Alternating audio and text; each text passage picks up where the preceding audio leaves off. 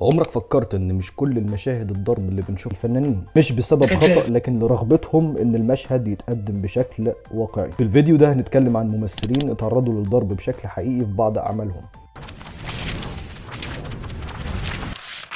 في مشهد قوي جدا في الفيلم ده احمد زكي ضرب كريم عبد العزيز قلم حقيقي، وده كان صوت القلم.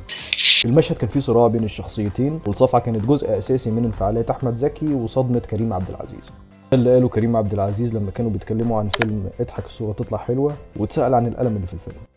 من عظمة العين ان انا لما بصيت في عينيه انا ما شفتش دي وهي بتطلع.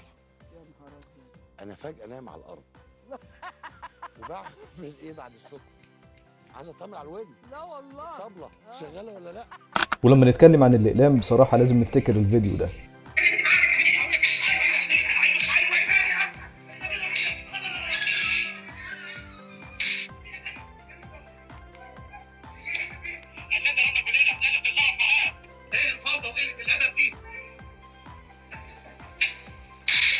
والقلم اللي جاي ده من اشهر الافلام في السينما المصريه ان ما كانش اشهرهم. وقت تصوير المشهد اللي بيضرب فيه عماد حمدي الاب ابنه عبد الحليم حافظ بالقلم في فيلم الخطايا. ابدا يا بابا، مره واحده استعملت حقي. مالكش اي حق في البيت ده.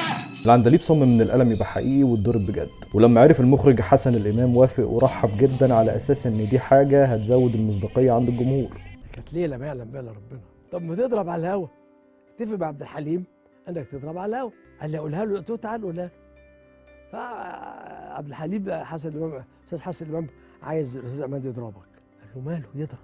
المشهد اللي جاي ده بيوضح مدى قوه الاداء اللي بيقدمه النجوم. في المشهد يحيى الفخراني كان المفروض يضرب محمود عبد العزيز في اطار الدور. هرفض تسليمك. طز في منصور يشنوه، انما انت مش ممكن تطمنهم.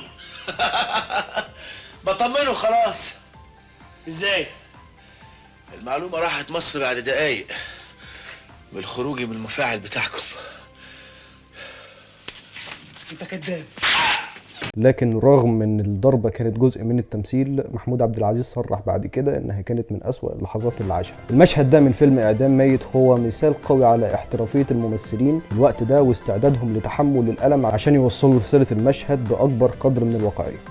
فيلم ضد الحكومة كان فيه مشهد للفنان أحمد زكي لما كان بيتعرض للضرب على إيد ضباط الشرطة، وبيظهر فيه صراع قوي بين شخصيته كمحامي وبين رجال الشرطة اللي حاولوا السيطرة عليه بالقوة. أحمد زكي أظهر في المشهد ده أداء قوي جدا، ومعروف عنه إنه كان بيحب يقدم كل مشهد بأعلى درجة من الواقعية.